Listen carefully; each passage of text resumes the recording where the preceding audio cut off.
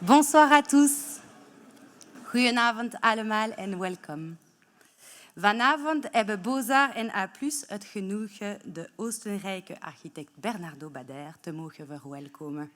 Hij richtte zijn bureau op in 2003 in Bregenz. Bernardo Bader zal een lezing geven waarin hij zijn projecten voor het overgrote deel woonprojecten en scholenbouw voorstelt. Bernardo Bader nous présentera ce soir notamment son projet pour le cimetière islamique à Altache, récompensé en 2013 par l'Aga Khan Award for Architecture. Son architecture offre une interprétation contemporaine aux langages architecturaux régionaux des villages et vallées du Vorarlberg où il est établi en Autriche. Ces projets furent nommés entre autres à plusieurs reprises pour le prix Mies van der Rohe et pour le prix Piranesi. Architectuurtijdschrift El Croquis publiceerde in 2019 een monografie over zijn werk en A+U wijde het volledige februari-nummer van dit jaar aan Bernardo Bader. Voordat ik hem het woord geef, willen we graag volgende instantie bedanken voor hun steun. Onze structurele sponsor Assa Abloy, onze structurele partner Febelsem, de Vlaamse overheid, la ville de Bruxelles, la région de Bruxelles-Capitale, ainsi que la Fédération Wallonie-Bruxelles. Merci à eux pour le soutien qu'ils apportent à notre cycle de conférences internationales. Je tiens aussi bien évidemment à remercier Bozar pour avoir coproduit cet événement avec A+. Je vous souhaite à tous une très bonne conférence.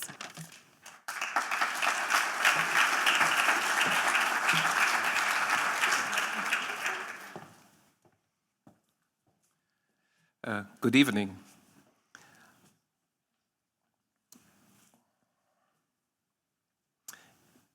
Thank you very much for the invitation and the possibility to speak here at the Center of Fine Arts about our work. That's a great honor for us. I would like to begin with an idea about architecture, talk where I'm from, and then introduce you some of our projects. The untranslatability of architecture. The untranslatability of architecture is an important key in my personal understanding of architecture. I mistrust more and more of the words of what has been only thought out with friendly persistence. I know that such work needs time and does not allow shortcuts. But it is part of our reception and design strategy to bring the familiar, our memories, and especially our own body into the perception. It is essential for me that what we do not only address to the eye, to the gaze of a camera, but rather touch the body of a user. Our work should be a tailor-made case for all the senses.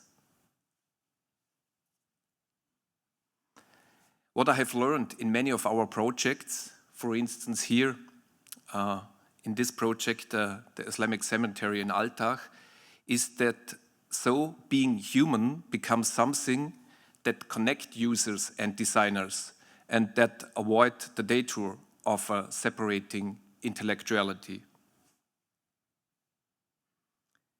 Where I come from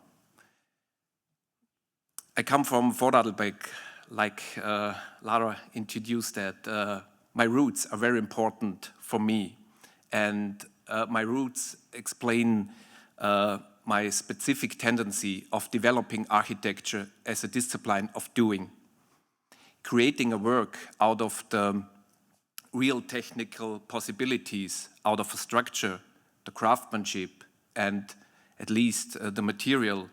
That's the way we are working.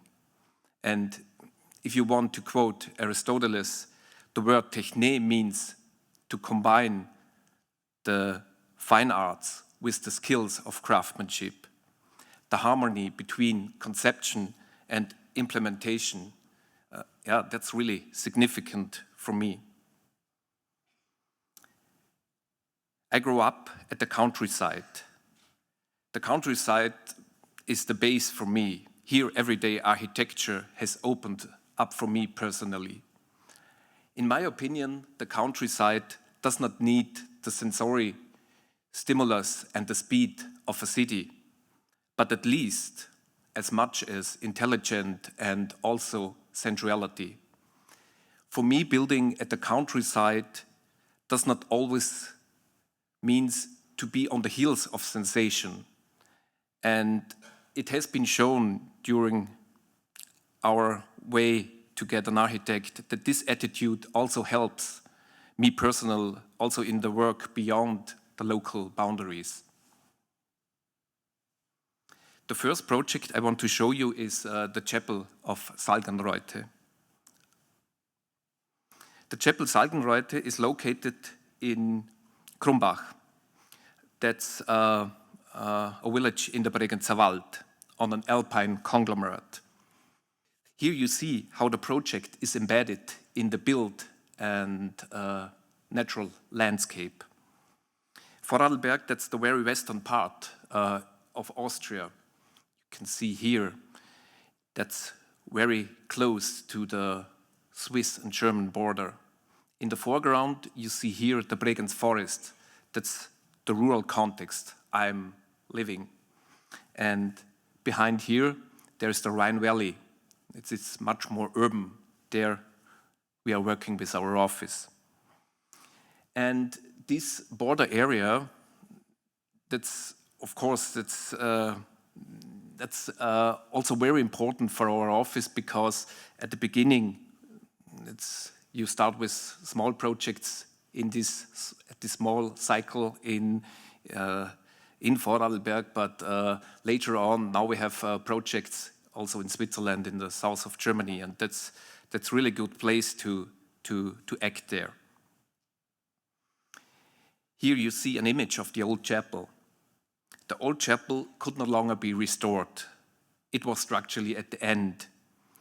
But the people who are responsible for this chapel had at the beginning, before they involved me, the clear idea to not rebuild the existing structure like it is. The chapel itself is dedicated to the Holy Mary, Mother of God. That's very typical for our region and the villages there. In every village you have one chapel which is dedicated to this topic. But it was clear, or very sure, at the beginning when we met each other and the people talked to me and asked if I want to do that we have the same goal. We want to do a solitaire of expressive and self-confident architecture again. Here you see a photo of the working model 1:100. That's especially for finding the right position there on this rocky ridge. I think also good to see how the path goes through the chapel.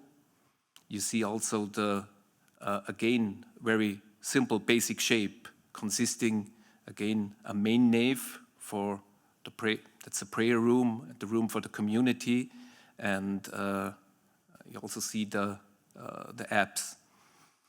It's based on approximately the same floor than the existing chapel demonstrated for more than 200 years, and that was very easy to find and to arrange, because the people in former days also knows where it's a good place to have the final position. The chapel is about exactly the same size. It's a chapel for up to 30 people. Here you see the modeling 1:50. I think you see that, of course, it's a easy shape, but the shape of the room is new.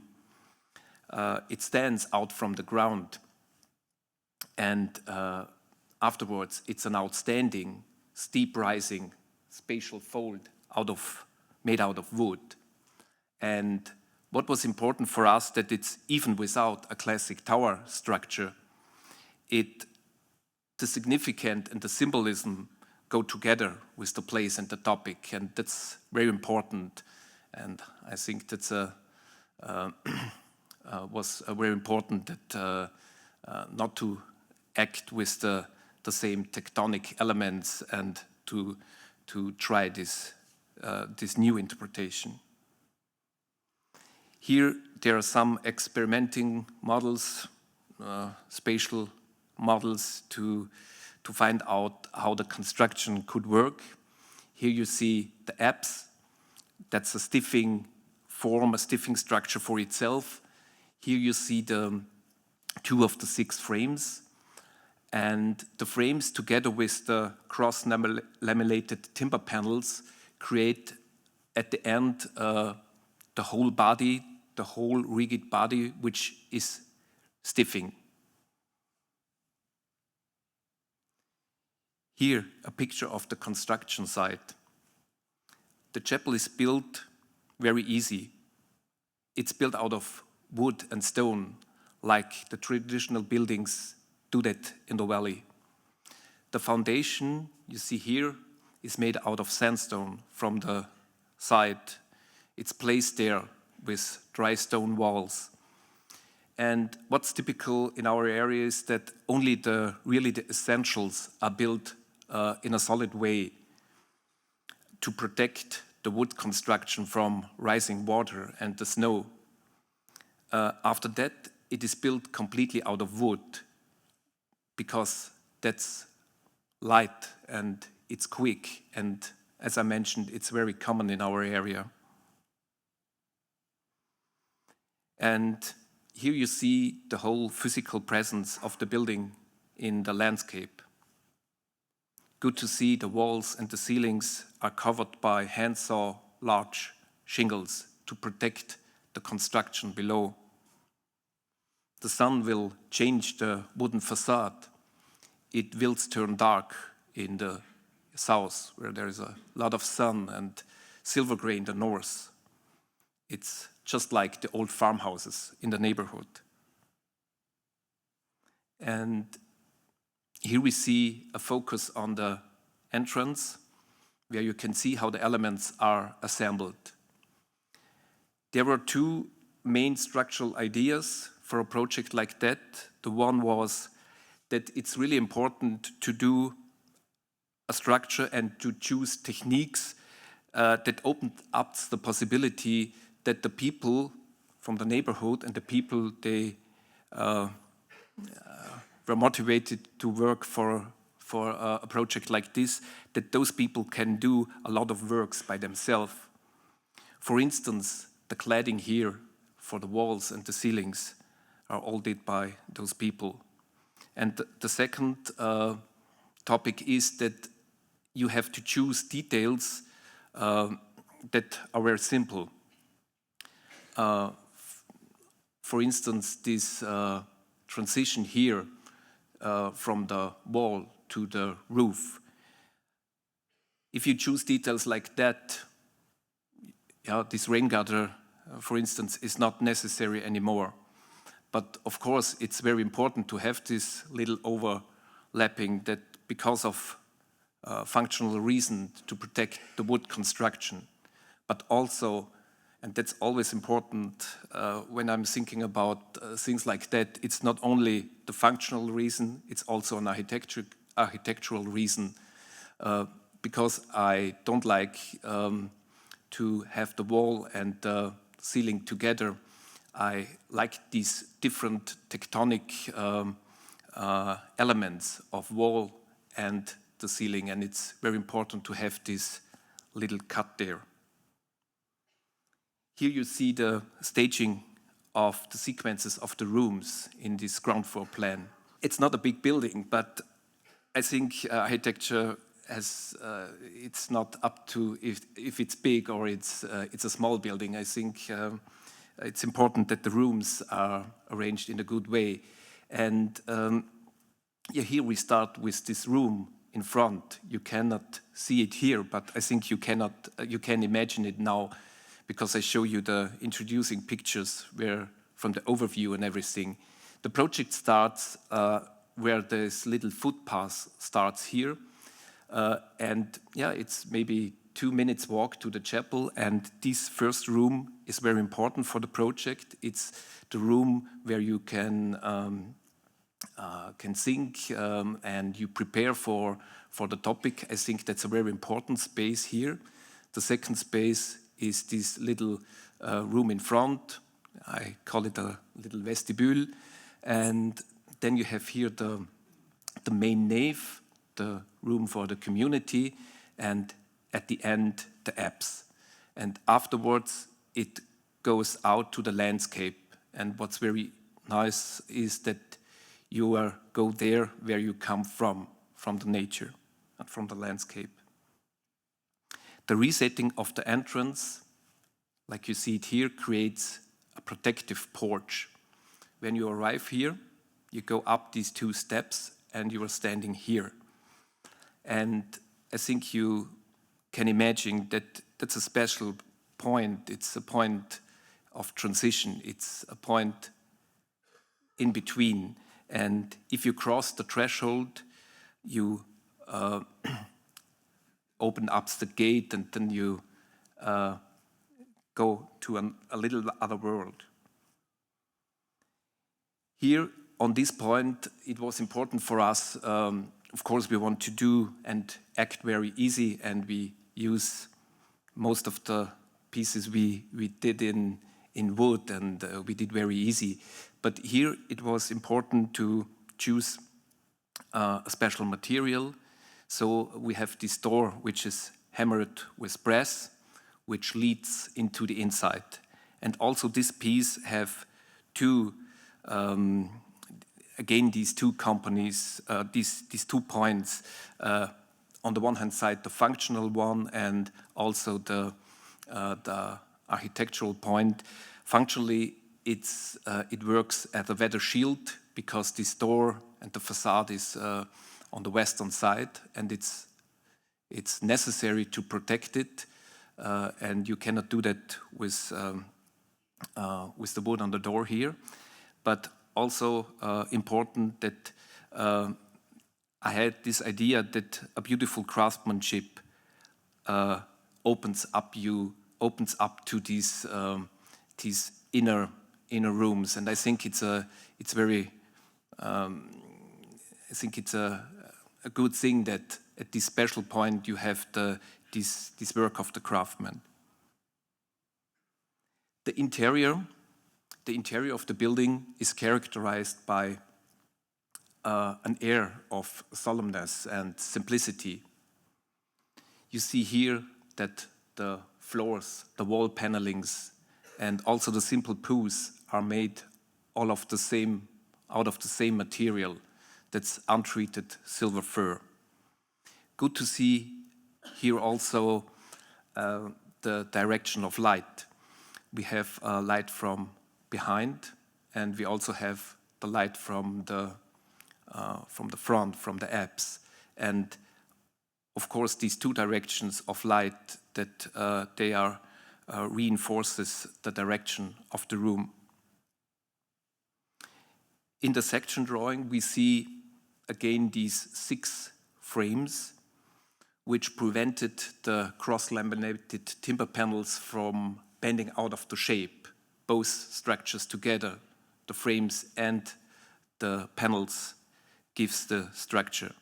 And of course, it's also important not only for structural reasons, it's important to have this accentuate of the height, especially on a sacred building. Here the central view. The light that shines through the front window provides a special atmosphere.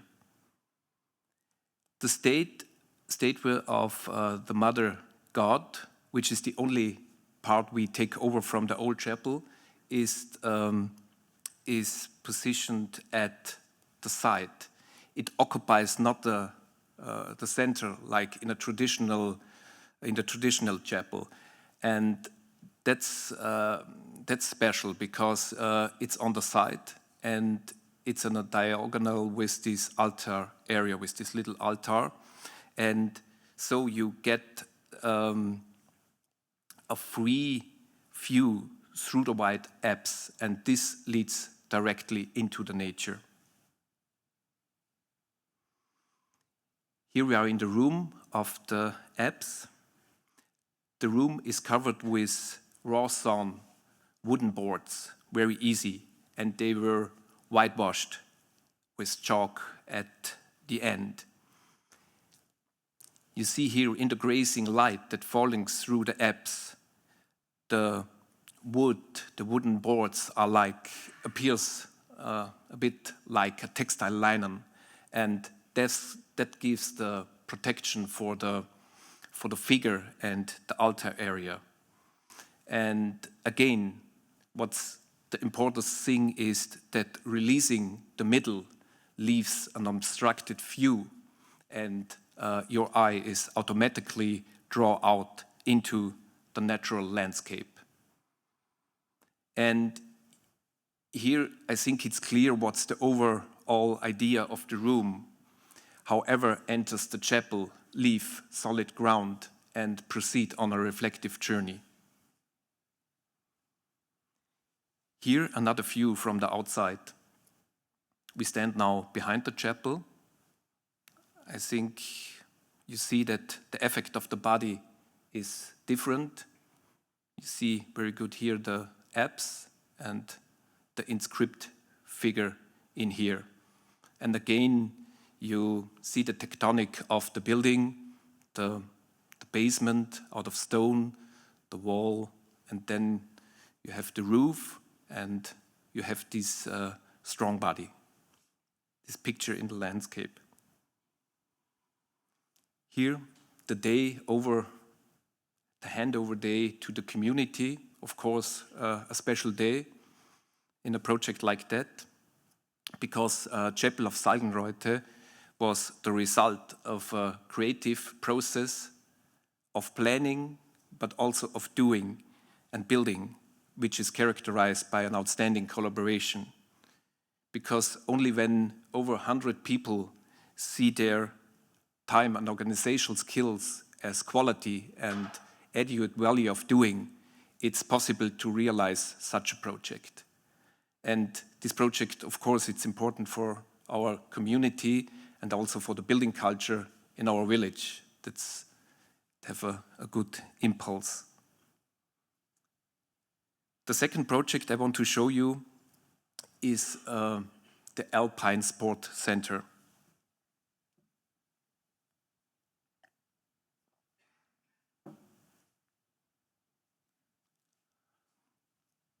Here you see the view where you can see very good how the object is placed and involved in the village center context. The task was to build a new home for a tourism company in the Montafon. Montafon, that's another valley, another region in the south of Vorarlberg. That's very close to because it's in the south. It's very close to Italy and Switzerland, and I think you see that it's different from. It's very close to the Bregenzer Wald, but it's different, and you see the buildings get a little bit more massive, and they are not only built out of wood, and that's the reason why this building is also made or built in a solid way. The interesting thing is that this company is a cable car company, but it combines more than 60 different professions in one house. A lot of people are working not in the building, they are working on the mountains for the cable car, for catering and as ski teachers and so on. And the idea was to build for all these people, these heterogeneous people, one meeting point, one base. Together with the client, we have the idea to build an office building, of course, but we want to be completely different from standards because we have these very different professions, and we want to give them, we have the idea to do a house for them. I think we know all these standards office buildings look like, with this strange grid, with the lamella facade and with the standard communication zones. We didn't want to do anything like that.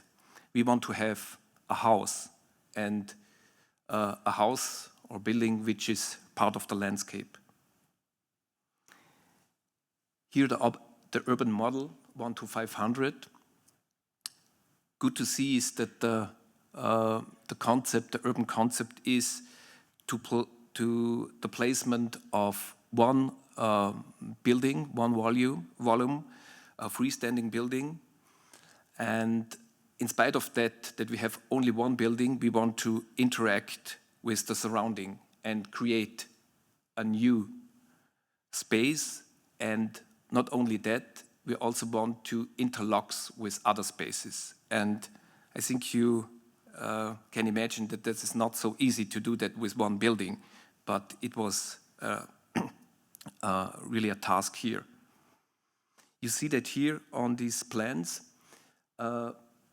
you see the three spaces. This is the village center space. It calls Kirchplatz. That's the place where the church is at the community center. Then here the second place, and here the third place. On the second place we have to act with our building, and here together with it's called Josefsheim. That's a house, traditional house, a very nice house, where in former days they have it's a birth house, and it was also a house for old people.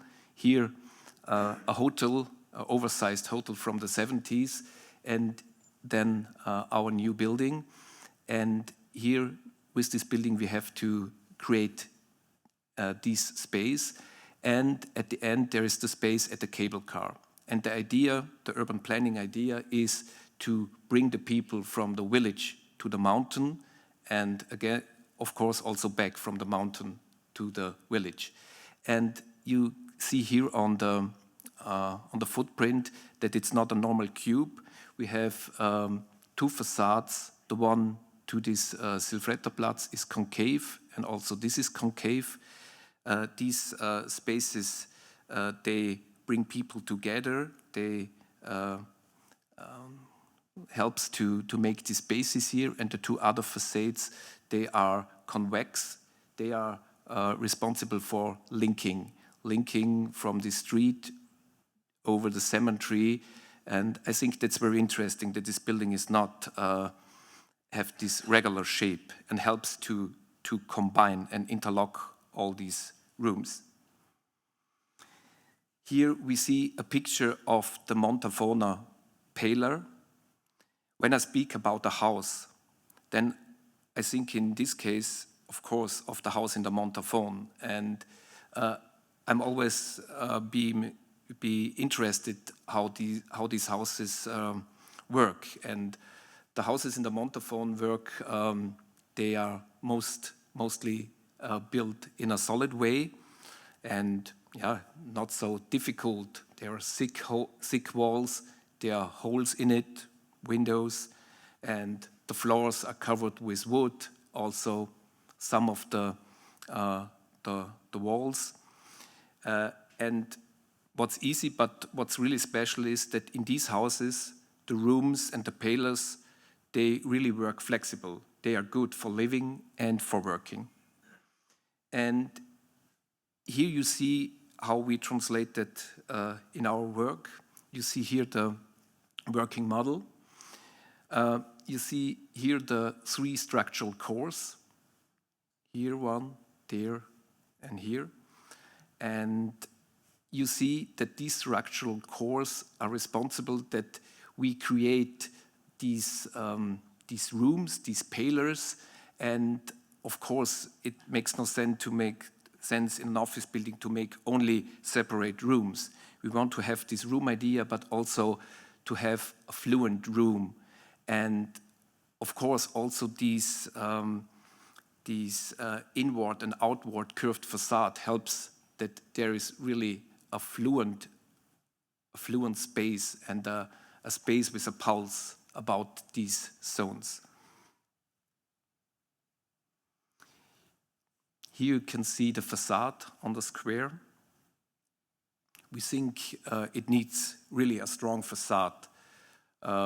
That's a very nice house, but it's a big place, and as I mentioned, our neighbor is a very big hotel, and we think it's good to to have here this strong wall, which forms together with these traditional buildings, building the lower end of the place. And you see that the large windows combined with the wall, it's a topic that the walls and only some of the holes together create this powerful basic form. And what's important that we want to use only a few materials. We only want to use the stone and a little bit of wood and concrete, because that also supports the feeling of a body of the basic form. Here the ground floor plan.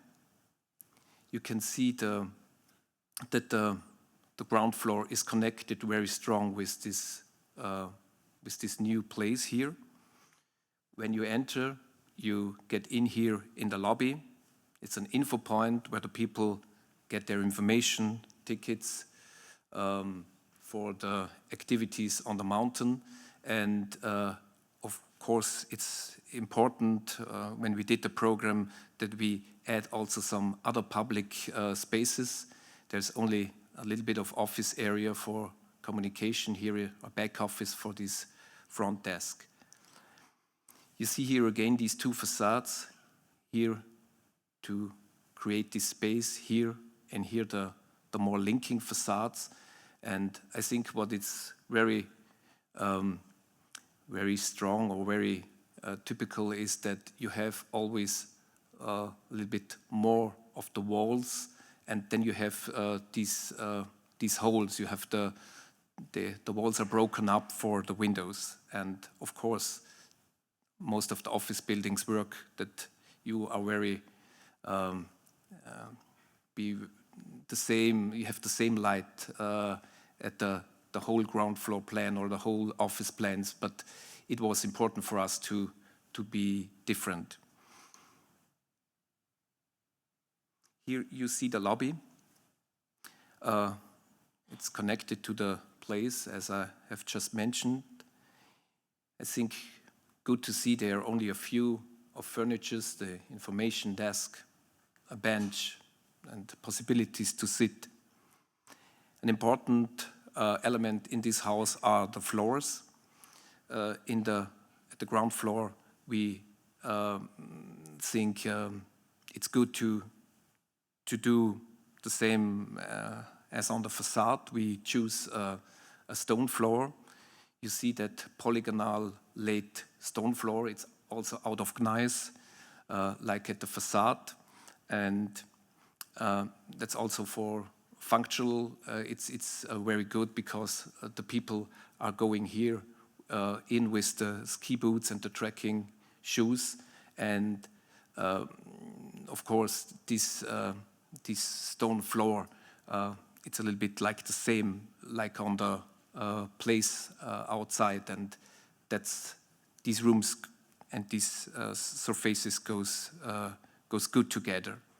And all the office floors and the upper floors are not out of stone. They are laid out with raw sawn oak floors, like you see it here, because they're the pillars and the more home feeling is starting. You see here, I would say, a modern floor construction. It's also a hollow floor. I think that's necessary. We all know that. We have this task that we should be flexible in an office building. But what I don't like is that the industrial solutions, because I don't like to use all these industrial materials because you cannot recycle them. And I think it's a good idea to think about these constructions. We had the idea to do this hollow floor completely out of wood, and that's not so difficult. You need only cans and boards, and you build this hollow floor all for the electric installation and the ventilation. And of course, the solutions get much more nicer than the industrial, because you have only here a little wooden board which you can open, and then you have the possibility to get your electricity. I think this is also an interesting picture of the building site. You see here again this hollow floor. You also can see the interior walls.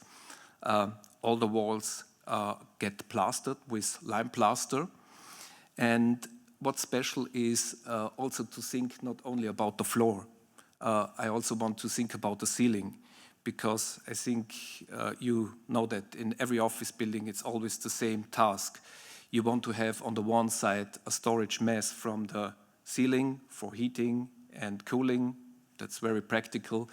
But then you have the task that you have to do something for the acoustic, and those things often goes not good together. You have plasterboards there or plastic acoustic boards and things like that. And of course they are not very beautiful and very nice for the architects, but also not good for building a long-lasting house, I would say. And we did that like that we, in the concrete ceiling, we put these stripes. That's recycling glass. That's the small pieces we laid in here. And beneath, you can also have all the tubes that goes together, the tubes here, and then these pieces here. And we covered it with a special plaster, and so it works without any additional construction. And of course, what I also want to say is that I think you can see it in this picture, is I like these special pulse in this picture. I don't like houses or office buildings where it's everywhere the same. I like the idea of a house, because in a house it's somewhere it's lighter and somewhere it's darker, or somewhere maybe it's a little bit colder and warmer, depending after the movement of the people in the house. Here we see the staircase that leads up to the levels. Staircase is simple and not very excited, but I think with a nice movement when you go up here and you see the light is fallen from the roof. Here we have a plan of the uppermost level. It's similar, or maybe similar with the ground floor plan, but what's new, you saw it in the working model, you have these three cores, one for the staircase, one for the elevator and the wet cells, and these three cores divided the room. And with this arrangement you get a minimalized traffic zone, and you create these rooms, these pillars for working and meeting. And of course you also have communication, but it's not like in a standard office building, the only solution, office there, and meeting in the center. Here it's much more flexible, and I think it's much more nicer how the people go together and separate if it's necessary. Here we are on the top floor. We call it the Belle Étage, which serves for the general public. Here we have the central meeting point for the employers. I think it's really a nice idea from the clients that not only the meeting rooms and the uppermost level, which is a little bit higher than the others, is for the guests, it's also for the employers, to bring employers and guests together there. I think impressive is here, when you come from the stair, like I show you, you have this view back where you came from the village. Good to see also the natural wood floors in combination with the wood furniture and the wooden walls. Maybe you remember the traditional pillar in front. And I think this, in spite of these open spaces, you have really a homely and a parlor-like feeling. You have a working atmosphere which is, we think it's different from the well-known office standard. Here another view from the outside. We are standing here at the street, at the corner where the cemetery is. We are looking to the church there and the village center. And yeah, of course, it's a strong house, but it's this place here needs this strong house which connects all the spaces. Here, a detail of the facade. I saw that you used this picture for the announcement for today. What is really special on the facade is that it works without any conventional thermal insulation. I think we all know that we have to think about this insulation topic, because to build massive buildings and then put these special waste on it, I think that's no solution for the future.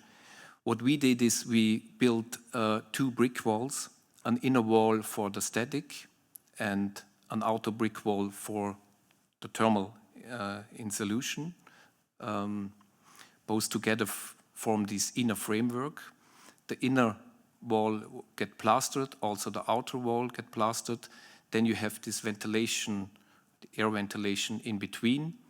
And for the good protection and the long-lasting facade, we pre-walled the 2 brick walls with these natural stones. That's nice. You get this nice not directly on the side, but very close to it, over the border in Italy. It's nice in different types. You see that it's gray, a little bit of brown, and to choose these different types of knives gives this, I would say, lively play and a little bit of warmness. And it was important for us to do not only the stone, because if you do only the stone, sometimes it's a little bit hard. And we want to do a stone wall, but also we use all the stones, and that's very traditional way of doing. You put the stones and then you plaster it. You use a little bit more plaster and you do it not so perfect. And I think that's very nice to do that in that way, because it's much more softer than you do a perfect stone wall. Yeah, here you see also a picture from the outside. I think the material choice shows both. Of the one hand side, it's timeless, of course, and it shows a little bit the symbolic representative character, what our clients want to show. I think that's okay, because they are coming from the mountain. It's a mountain company. And so always these themes, such as carved from stone And of course, for us, it's the topic of the craftsmanship and the building tradition. These themes create a familiar and a tactile symbolism for us.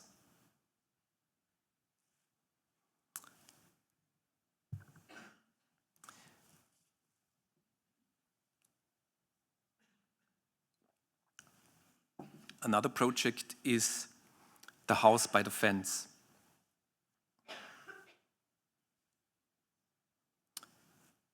I want to start with this picture.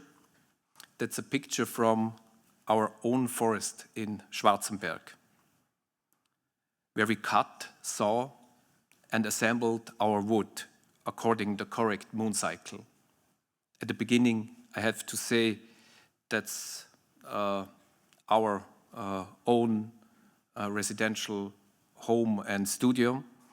And when you have the possibility to do a project like that, as an architect, to build a house for yourself or for your family, I think it's good to think a little bit about the values you have, because only to do a house or a nice house, maybe that's a little bit too less. I think good values are, of course, the place where you can do the house. A good value is also the people who are involved in a process like that. And of course, for us, was a good value also was the material wood, because we have this wood, we have this opportunity to have a forest, and so okay, we want to use it. And this use of the own wood is a process I also do already in some other projects, but now it was the first time that I really want to organize and accompany all the processes from selecting, drying, storing by myself. And of course, that's really a job, but you can learn a lot. A total of 60 spurs, firs, and elm trees applied in a way, and that was really important for us, that we can use all of the wood, not only the premium cuts. Normally, if your industry goes to a forest, the good pieces they use for the buildings or for a floor, but all the other things they don't use. And for us, it really was important to use all of the wood for different types of the construction, for interior, and all the things. Why we do that? One of the aim was, I think you already know, I really don't like composite walls or plasterboard in the construction, especially not in our own house, but also not in the other projects. And so we decided to do the whole construction, or most of the whole construction in wood, all the doors, the kitchen, and also some other different items. And of course, you do that not only for economical reasons, but if you don't calculate your time, I would say it can save money, but you can calculate your time, that's for sure. But the key point is that for me it was important to ensure the best quality, and what I've learned is that the material itself disciplines your design process, and I think that's very interesting. Here we see an aerial picture. I think you see it's along. You see here a settlement of houses from the 70s, and we have the possibility to build here. Of course, that's really good luck to have a possibility like that, and for us it was important to build not directly at the center of the place. We want to build along this little street here. I think it was not here on the picture, but afterwards here is a little street. And the setting of a long house closes the settlement. That was important for us. It closed the settlement on the one hand side, and it opened up and create a new space here onto the forest. The guiding idea was this type of Bregenzer Wald house. That's the traditional house in our area. That's a long house with a gabled roof. You see here that on these sketches, what's very special for this type of houses, that all the functions, really all, the living of the people, the animals, and everything is housed in one compact volume. And I think that's a nice idea, and we often work with this idea. And you see here on the sketch, for instance, here at the head of the structure, there is the part where the family lives. Here in between, you have this agriculture way through the house. That's a passage. And at the end, you have the pieces or the rooms for the animals. And this principle, you also, of course, in a modified way, you can see in our house project. You see that here, it's a house with, I would say, 1.5 story.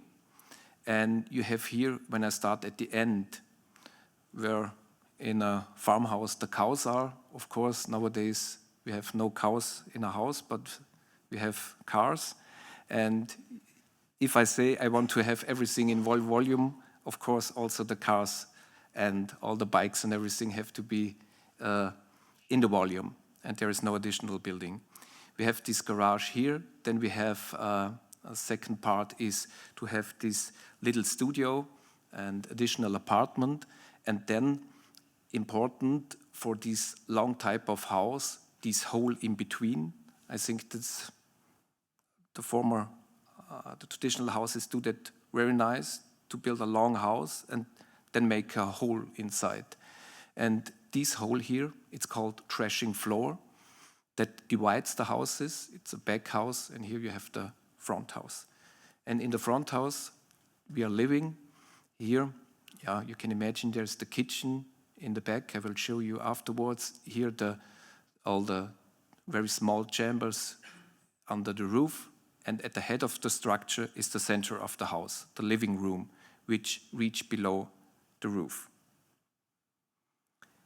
Here you see a view from the outside, from the south. You can imagine a little bit this creation of 2 rooms. Of course, it's not so clear, but I like if it's not so clear. You can think about it, and you will see it also in the other pictures again. You enter here, and you have this arrival space at this side. Then you have the long house with the hole inside, and then on this side spans up a new room, a room between the house and the landscape. And what you also see is that it's a very sensitive situation. You see that's more or less wet meadow, and I think it's clear that you hear that you need not a landscape architect and a gardener for a house like that. You can see here the house from the back. I think very good to see we enter here at this little square. It's very simple. And then you get redirected. You get redirected, and 2 steps higher, you leave the wet meadow, and you are on this wooden deck and enters the house. And now we are in this threshing floor. It's a little bit slightly raised. It's an airy feeling, covered room, but it's a room, it's a tradition room. It's a room between inside and outside. And what's very important is this room brings the house more to the surrounding and to the landscape, because you have these wooden decks which go out of the house. And to build a transition room, I think, especially in our area, is a good thing for summer and for winter, because, yeah, of course, the weather is not always fine, and it's a protected room where the family life can take place, but not only the family life, also neighborhood. Children are playing there, and you can open and cover it with these sliding doors. And I think the important thing is that it makes feel like living as one with nature. Here we see the ground floor plan. It shows in the plan what I explained already in the model. You have this back house here with the garage and the studio. Also here you see this, that's important for our work to make, to deal with these cores. Also here, the small apartment have one core, a wet cell. Also in the housing part, we have cores for the staircase, for kitchen, storage room, and also wet cells.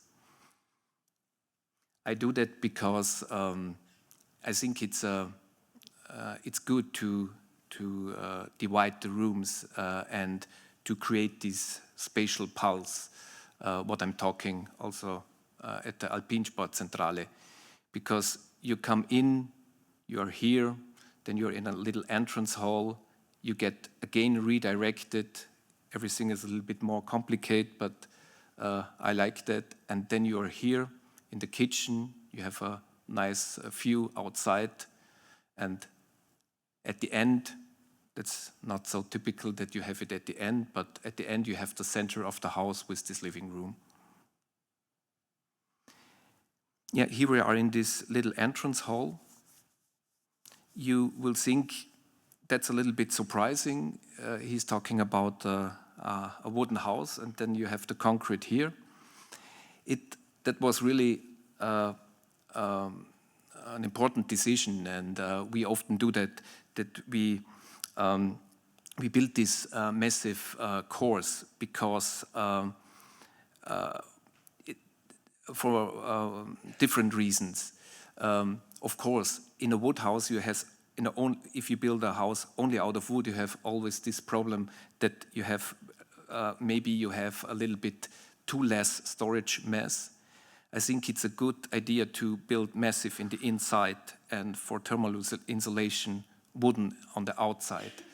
And of course, it also is architecturally very interesting that you form with this concrete table where you add a kitchen, wet cells, and things like that. You form a little bit more this center idea. And another reason is that I really want to build this house without any industrial wood, without glued wood, and so you have to do a very easy static, and the concrete helps this table that you don't need any industrial wood and can do all the wood without any industrial solution. Or after arriving and passing through these ways, you arrive in the kitchen. Here you see the elm and the fir, together with these dark concrete, creates, I think, a beautiful effect. And you see it here again, this idea of building a center.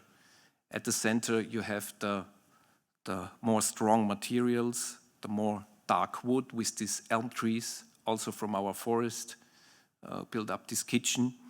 And towards the outside, like you see it here, you use more the light woods, and you have, or here, for instance, this table out of maple. We have 1 or 2 maples in our forest, and so, as I mentioned at the beginning, some pieces are built out of these trees, and up to the end of the rooms here, it gets lighter. You have these windows, and for us it's important to have windows and not the whole facade is opening, because the idea of the space is more or less a hollow body or a vessel. And I don't like if the room is going out with any control, it leaks out.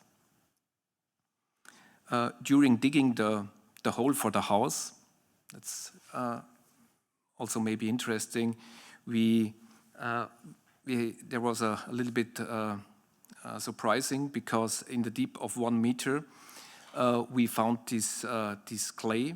Of course, we know that there is clay. That was not the big surprising, but the big surprising was, and I don't know that of course, in spite of that's a great material, to dispose that material is much more expensive than to dispose normal earth. And yeah, I don't like that so much, and so we decide to use it. And we pressed these pieces of clay bricks. They were only air-dried. Air-dried because we don't want to lose the advantage of the absorbing. And like you see it here in these grooves between the bricks, we house all the floor heating. And it's again like I've explained in the Alpine Sports Center. I really like to do special floors. And this is again a floor made out of wood, and you have these brick pieces in with the tubes, and then you cover the floor with these raw sawn fir boards. And it really creates a wonderful floor structure, extremely soft. And what's important for me and for us is you can do that without any gluing and everything. And a big advantage too is that you can remove these things. And these are all things that I learned from the traditional farmhouses. Because I think that topics like reuse, reshape, and recycle are topics of the future. And these complex components, which we cannot separate again, and the use of these very different materials the industry want to sell us, for me that's not a sustainable model. Here we have the look back. We are here in the living room. We look back towards the entrance where we came from. Here at the left side, this iron stove with the chimney here. In the center, the kitchen. And in the front, you see that this overhead room, which goes under the roof. Now we are in the rooms of the second floor under the roof. You see it increased much more privacy. There is no more concrete anymore, and everything is made out of wood. And the light comes from the roof. It comes from the east and the west, and there's also a cutout in the roof where we get the light in. These are plans of the windows. I think it's interesting to show, the walls are very thick. And it's, if you have an easy static, you only use the wooden pillars, and you cover it with these diagonal boards. You don't need any plates and things like that. You only put the plates in a diagonal way, and so you build up these wooden elements. And after you have all the elements on the building site and you have the shape, you fill in the insulation with cellulose. That's a kind of old paper. And so you have, I would say, a perfect and sustainable wall and roof construction. Another detail, very short, is what we always experimenting a little bit with the material wood, is that we use wood on places where the teaching book normally does not allow it. For example, these window sills here, if you know how you have to arrange it and you use the right wood, you can create very long-lasting details. And of course, it's much more pleasant than to have a metal shield there. And I think it's sustainable too. The only thing is that you can easily replace it. You have to look for that. The last picture, when we arrive, yeah, this project, I think it's preserved the character and the stringency of the typical Bregenzer Waldhaus. But on the other side, it creates a new contemporary spatial feel, which is for sure, this house by the fence is our personal life vessel. The last project I want to show you is the cemetery in Altache.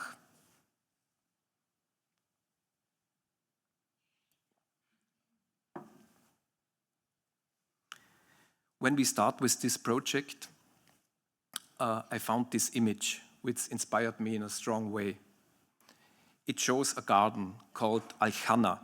That's the Islamic conception of paradise. Here you see the presentation model. With this picture in mind, the garden got the central motive for the conceptual design. The cemetery as a primal garden, that's a recurring theme across different religions. To create a first garden means, in every religion, means a clear demarcation from a piece of land from the surrounding wilderness. In Altache, you see these delicate walls in varying heights, which creates or form this burial area and leads up to the building part here. Here we see an aerial view. The overall design goal from the beginning was to make an open and clear concept, pragmatic and with very little symbolism. Of course, critics of the project, you can imagine, mostly only political motivated, they thought we will make a minaret or domes and things like that. But the idea was completely different. We want to make more a landscape than a building design, which incorporates with the site. You can see here on the picture, these red concrete walls surround the fields and goes up to the building part. In between these walls, there are approximately 700 graves. Good to see also the ritual correct orientation towards Mecca. That's also the reason why the structure is not on the direction on the street. Some people ask why it's like this. It's like this because that's one of the important things, that all the graves are orientated in the direction of Mecca, and also other parts like a prayer room and so on.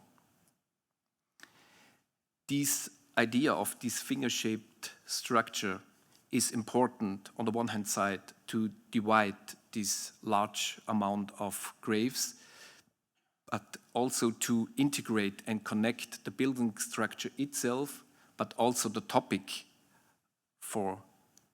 of a cemetery and Islamic cemetery into the landscape of Vorarlberg. Here we are at the cemetery's main entrance.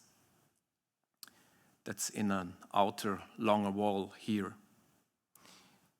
A covered space welcomes the visitor. You arrive here, there's a car parking, or you arrive here. It's again like the project of the chapel. Here, the first room is outside, the room where you prevent or you got in the project. You arrive here. then here you get redirected and goes into the building. Yeah, that's really an important thing. I avoid these placement of direct entrances, and I think especially at the cemetery, it's not the right way to go inside, and then you're in. This is the building's floor plan. You see it here, that's the building, and the first 2 grave rows. And you arrive here, like I've just explained. You come in here, then you're redirected, and then you're in here in this passing hall with the small courtyard in the back, and also the functional rooms. That's on the one hand side, this ablution room, it's here, and the prayer room is there. They are both positioned at the end. And the reason is we want to deal with these paths in between. That's very important. Of course, you can do it closer, all these functions, but I don't like it. I want to have the paths and the time in between. Crossing the entrance, now you're in. The visitor enters a roofed space, which is large enough to accommodate all the people who take part in a farewell. They are welcomed by, you see it here on the right-hand side, by an ornamental opening in a wall, which bears a wooden Islamic geometric pattern. This space is characterized by a lively play of light and shadow. And you see here it opens up to this courtyard. Here we see the ablution room. That's very functional and a simple room, but for the topic, very important. The light comes only from above. That's necessary and gives the room much more intimacy. Important because washing of the deceased family members is one of the very important rituals of the Muslim society. And that's the first step. If they bring people to the cemetery, you have this washing ceremony in this space. Now we are at the burial garden with this, I would say, very scenic frame in the background. The picture shows the first grave before opening. During the design process, it was really a big concern, and I'm honest, also one of our big worries, how to start with the first grave. I already did a small cemetery, and that was much easier because there is a church and you have graves around a church, and then you are thinking about an extension, but you have something where you can start. And here, that was really not easy to think about how to start with the first grave. But at the end, I think, or I hope it works. You see here the grave field today. It helps that we divided the big amount of graves into these 5 grave fields. A second point is that we have these walls where we can attach the graves, and we invent these gravel beds, which helps that the graves can, you can arrange it, and it gives at the beginning this intimate situation, and so the whole cemetery can grow. Back from the grave field on the building part again, you see here again the wooden ornament. It's like an inlay in the wall, and it works like a subtle filter in between the outside and the inside. During the day and the seasons, it plays with light. I think we all know light. That's I would say it's the most important material we can deal with as an architect. What I really like here is at this topic of a cemetery, that you can use the light for this topic of the impermanence. And because nearby every day, it's a little bit different during the day, and especially during the seasons, the light in the cemetery is always varying a little bit, and I think that's very nice. When we did the ornament, the starting point was a traditional Islamic ornament from textile art. Of course, we all thought in our working group that's a very nice idea to work with an ornament, but it was not so easy to build it, for instance, in this scale. First we thought to build it in concrete, but of course that's not so easy, and I think at the end it's not a good idea to do that. We tried in steps of simplification, we tried to develop it, and we choose to do it in wood. For the wood ornament, oak was crafted with different techniques. First, the wood was crafted and milled by CNC machines, but you also need the handcraft knowledge to bring these pieces together. What's very important is that this wall it's inner outer facade, and you have the weather there and everything. We want to have a sustainable construction, and then you have to do it without any gluing and screwing, because otherwise you don't give it the movement and the air. These things. Here you can see the execution drawings for the ornament. Here on above you see the concrete wall and then the whole ornament in. And here at the bottom you see these 11 different wood parts, longer parts, and then the shorter ones. It was a little bit a job to arrange and to think about how to build this with these 11 pieces. What's special is that these pieces are cut up through the middle. You can see it here, and on the other side they are cut it here. And then you can push it into each other.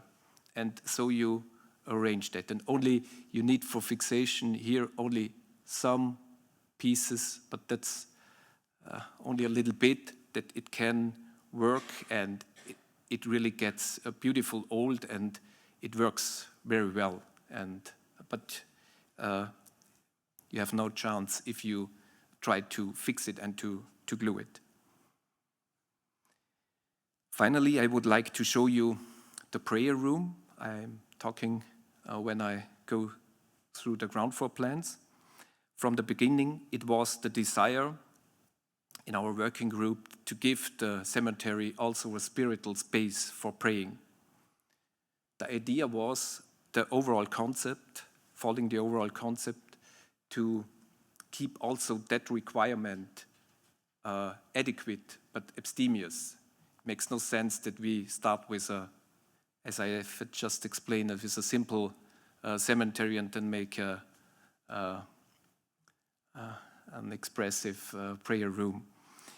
Here we see a reference how we image the room conceptually. That's a picture of I've never been there, but it's a picture of the National Mosque in Ankara.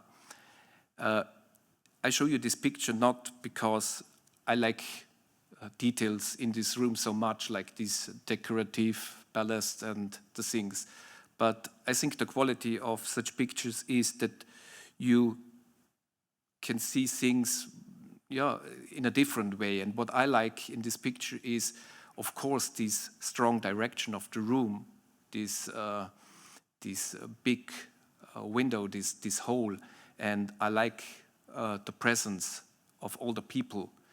I think it's a strong scenery, and I like that. Here is a template of the materials we used for this room. We used here on the right-hand side these wooden boards. For the concrete works, you saw it outside. We used a lot of these wooden boards. We clean some of them, used the backside, and rubbed it with this whitewashed it with this chalk, and used that for the cladding of the walls and the ceilings. And you also see this shingle. That's these small wooden parts, like I show you at the Chapel of Salgenroite. Shingles, that's a strong reference to the building structure and the building culture of Vorarlberg. And then here you see 6 hand-woven rugs. They were woven by a woman from Bosnia. And you see, we want to bring together things from Vorarlberg, but also things which are not so common in our community. Here, a photo in the locksmith's workshop. It's a little bit the same like I'm talking about the wooden ornament. You have a great idea at the beginning, but then you have to realize it. It's again, like I said I mentioned it at the beginning, it's this harmony between conception and interpretation that has to work. That's very important. It took some experiment to figure out how to bring these shingles in the right position. That's not so easy. You have one shingle here and the one on the other side of the curtain, only with small sticks. You put it into each other. And the second job is to bring the whole curtain in a fixed or in a good position, because we want that the curtains only hang from the ceiling and they are not fixed on the floor there. The result is a simple rectangular room with only one opening in the center, an opening with the direction to Mecca. We designed this room together with Azra Ajamia. Azra is also an architect and originally from Bosnia, and now an American artist and architect. And it was really a great collaboration with her. We arranged these 4 metal curtains in a staggered layout there. That's the topic of this Qibla wall, the prayer wall. It's called Qibla, and this prayer knock. That's, I think, really an interesting interpretation of a prayer knock. Only this part here. And also good to see that the rugs were Azra designed, they are varying from light to dark. And what's interesting is we use the light ones in the front and the darker ones in the back, because that reinforces once more the dramatic of light. And these small stripes here, they show a little bit the dimension of the people when they are praying at the floor. The curtains, like I just explained, following the principle of this Qibla and prayer knock. And these shingles, on some parts, the shingles here at the face are plated with gold, because we want to, and they are, I have to go back once, here the shingles are arranged in a way that we have here Kufic letters, and these Kufic letters are spelling the words of the 2 prophets. That's Mohammed and Allah, and these shingles here are plated with gold at the face. Of course, you cannot imagine it here on the picture very well, but in the room, that's really very nice. This handcraft work here. At the end, the path from the Great Hall to the prayer room, here in dramatic light. Remembering the overall architectural idea to create a structure, or if you want, a piece of landscape which offers both an Islamic and an Alpine, culturally sensitive aesthetic, which is simple in expression and poetic in form. And now it's finished. Thank you very much for your attention.